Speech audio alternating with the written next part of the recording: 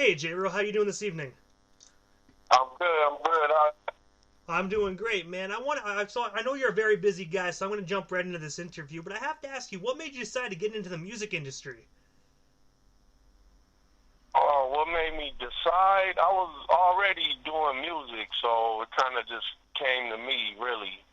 Um, when I met my mentor Scotty D, he just threw me into the game, basically. But I was already rapping and doing music before that, so I wasn't really thinking about getting into the music industry. That time it was like 1983, you know. And I do know that you also you were working as a producer as well for DJ Pooh. I have to ask you, what was it like being a producer for DJ Pooh? Well, I wasn't his producer for him, but he taught me how to produce, and he took me in, and some of the first songs that I've done in the studio were produced with him, and he just seeing him do the whole process taught me a lot, and then that led to the Alkaholiks for sure. And that was my next question, actually. So you were, as we all know, you were a member of the Alkaholiks, also known as the Licks. How did you all get together? Like, what's the story behind that formation? Yeah, I grew up with King T. So when we were first doing music, we had a group going on, and he ended up doing his solo thing. So at that time, I met E Swift, and he knew Tash already. So I just started doing music with them. We all started hanging out, King T, and doing things. And E Swift became King T's DJ, and hey, it went from there. And he gave us the name. He was like, "You guys got to be called the Alcoholics." And also, King T is such a legendary individual. He came with that gangster rap, but he also had such a lyrical flow. He was most definitely a very talented individual coming out of the West Coast. Yeah, he was always into like all kind of hip hop, and he was a real hip hop dude, a DJ, and just a b boy. Could do all the dances. He could do every dance that you could think of back then, and just to see how far he came from that is dope. He's really the king. Oh, most definitely. Do you think there's any more work with the Alcoholics and King T in the near future? For sure, we've done some recording in last year. We plan on releasing some stuff later this year, for sure. And also, my personal favorite album that you guys have done is 21 and Over, which also was your debut album. I have to ask you, what was the story and inspiration behind that iconic record? Man, that record was like half of the songs I would say were already songs we had. We went in and redid them. Uh, like a refreshing to be able to finally, let people hear these songs, that we've been listening for a couple years. So it was dope. It was a time we didn't really know. Looking back on it, it was like our beginning and all that. But at that time, we were just living it, man, having a ball. And while we're still on the topic of 21 and Over, I have to ask you, how does it feel knowing that that record is still relevant to today's society? Like, how does that make you guys feel? I mean, we always was looking for the future. I tell people, b-boys, we were all b-boys, so we wanted to do the next thing. And when a b-boy goes to the party, he already knows what's going to happen. He or she. And I ask people sometimes, do you know what's going to happen when you get to the party? They're like, no. I'm like, I do. Because I'm a bust this rap and people going to go crazy. So that was pretty much our attitude. So, I appreciate people still listening to the album, talking about it, and all that. It's crazy. Never would have thought. And also, one of my favorite tracks by the Alcoholics is Hip Hop Drunkies. I have to ask you, how did you guys get connected with ODB, and what was it like working with him and doing that song? Well, we were on the same record label, Loud Records, and we came out before Wu-Tang, so when we were on tour, they went out with us on tour. We took them out with us, and they just, we knew they were going to explode, after that. became friends, brothers, man. So it was just a big road trip with a bunch of guys, and we're out there wilding out. So ODB was in town. He's like, "Where's the licks?" We were in the studio. He just came through with a couple bottles, and it was the best studio session ever, man. Rest in peace, ODB, man. I have to say, agree with you. Rest in peace. And I have to say that beat is the most. The way you guys made the beat is so different than what I've ever heard. You know, you guys had the bottles clinking, you know, in the background. I really do like the beat. I think it was a one of a kind beat. Yeah, yeah. It's a story behind that beat actually, because it's the intro to the symphony video, Marley Marl and the Symphony, with Big Daddy Kane and Cool G Rap and Master Ace and everybody, right?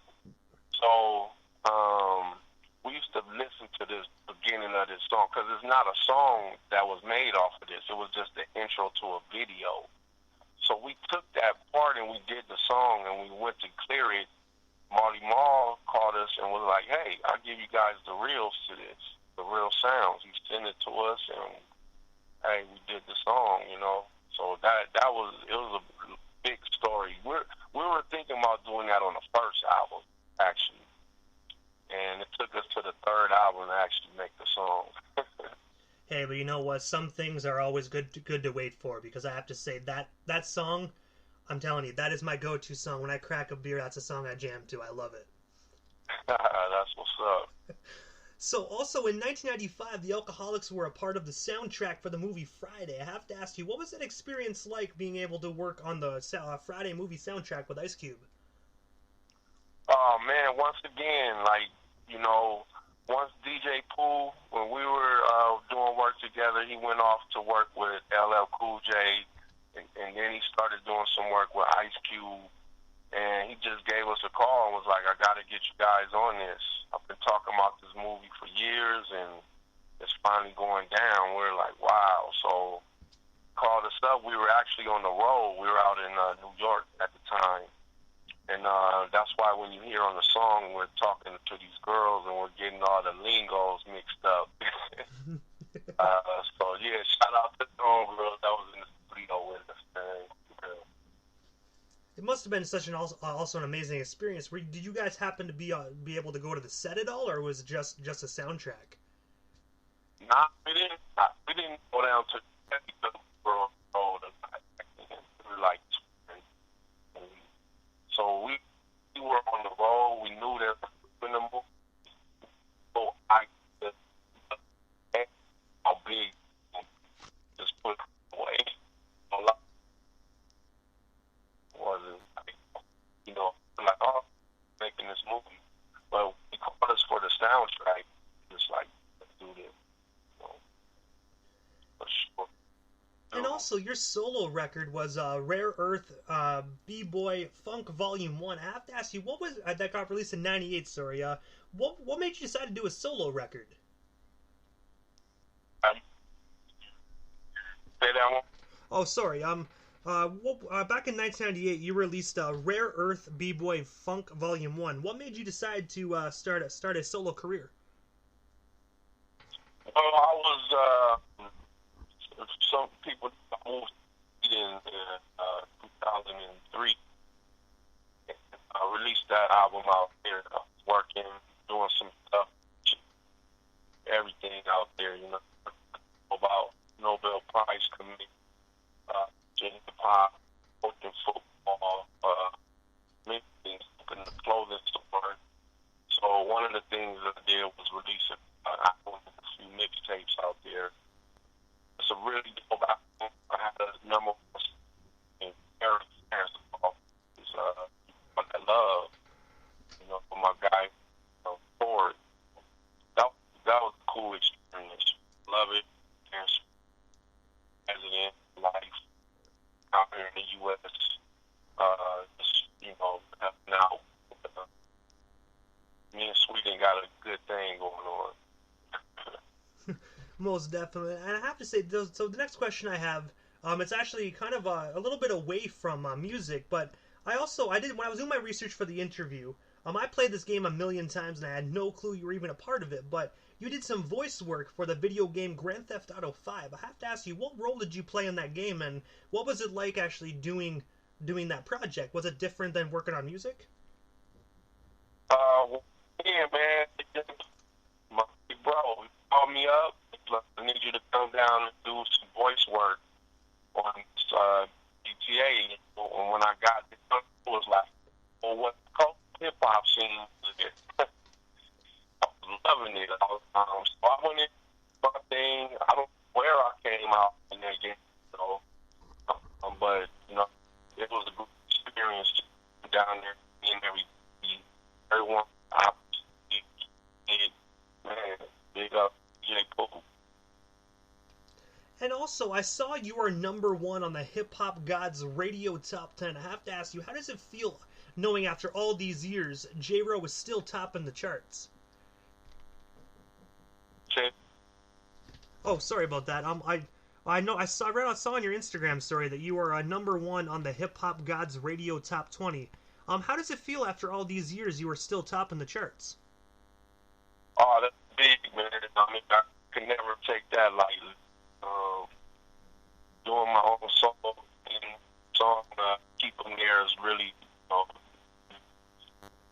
come from the heart. You know, my album, Corner Elementary. That's pretty cool, though. You know what I mean? It must be such a surreal moment to still be able to be on the charts. You know, especially the Hip Hop Gods. I almost started team by. All right, so yeah, what I was asking was about the shipping container homes. Actually, what made you decide to get into making shipping containers? I was in Sweden in 2005, and I saw them building a building construction site, and they brought them in, and the workers were living in them. They had windows, air conditioning, everything. And when they finished the job, they packed them up and left. And I was like, that's an ingenious idea. Then years later, I just saw a couple of them, started checking out YouTubes, and then I ended up getting an office in one. And I was like, I got to do this. This makes too much sense. So I started, you know, contacting a lot of truckers and people in that industry, and I pretty much got connected in to where I can get the shipping containers. And we build them out. It's been fun. But people are coming along slowly. So we'll see what happens now. You know, after all of this, we can build shelters. They're totally safe. You can do whatever you want with them. And also, I just noticed as well that you guys did some work with Tupac. If you don't mind me asking, how did you and Tupac get together? What's the story behind that? Just being from California, we used to run into each other. And I like to tell this story. The last time I saw him, we were here in L.A. driving, and we saw each other in the car. We pulled over, and the last thing I heard him say was, "Where the weed at?" Well, you know, that's a true story, man. Rest in peace of Pac. He was a cool dude with us, and it was just unfortunate, you know, things that happen. You know, we could use a mind like that right now. Most definitely agreed. You know, Tupac really loved his marijuana. For sure, man. For sure. And also, you are also the CEO of Antics International Distribution Inc. What's the story behind that company, and what services do you offer to the general public? Well, Antics International Distribution, it's aid, and main thing we do is help people. And for years I've been on this. You know, we need to be more self-sufficient, get things that are self-sustainable, and just be able to do more things on our own rather than depending on supermarkets and whatever else, you know, electricity. We can do all of these things on our own. And I just want to help people get as close to that as possible. So everything we deal with has something to do with that. And I can just say this whole situation with the world right now hasn't really changed my life much, because it's pretty much how I was living anyway. So I just want to offer these things. But one of the things about our company, our mascot is the giraffe. We feel like the giraffe is the fastest animal. It sees everything before all the other animals, and then it relays the information. So that's pretty much what we do. I get to see a lot of products and things before they really hit the market in the U.S. And that's also good, you know what I mean? That you can tell, like, right from what you said, that you really care about your product, you really care about your customers, and it's a really good company to actually get into. So that's actually really, really cool. Yeah, well, the main thing also is we always offer our customers to make money. So we look for partners more than customers with our company. Every product that we sell, you can also sell it, yourself. So we always have something like that, and we keep the margins pretty low so we can everybody can make some money too, at the same time. And I also a lot of companies that offer that, without it being network marketing. And I also saw a video on Tash's Instagram. It was him and Tash. Him and E-Swift. They were actually in the studio making a new album. And that Tash said it's dropping out of nowhere. Are you going to be a part of that album as well? And if so, what can our listeners expect from that new record? Yeah, man. Like I said, we've been working on some stuff since last year, and we've got some jams. I think the Alkaholiks fans gonna love it. We're not trying to reach a new a new audience in particular, but we're just doing what we do, and we want to keep it raw, keep it alcoholic style. We're a little older and wiser these days, but you're gonna get the same vibe, sure.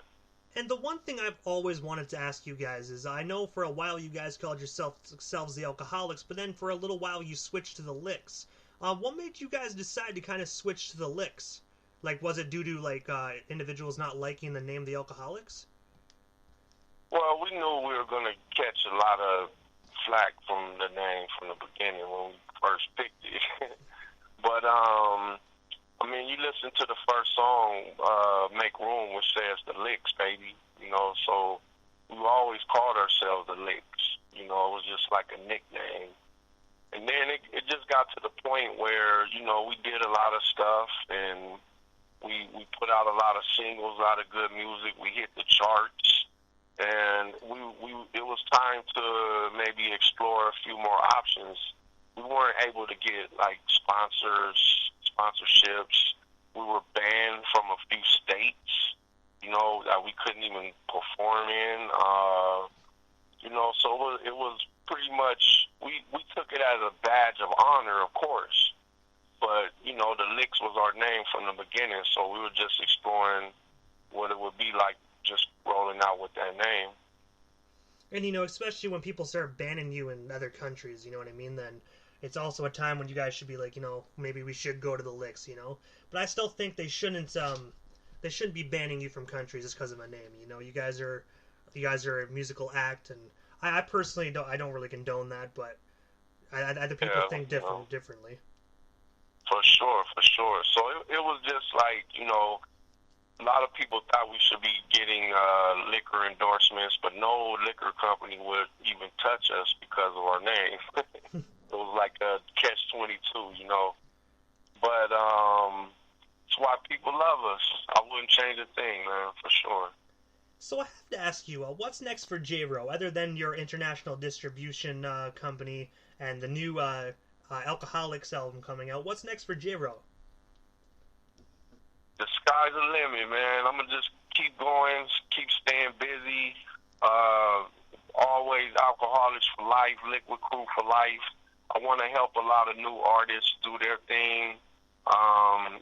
Keep doing music for sure, but, more on the business side of things these days, for sure.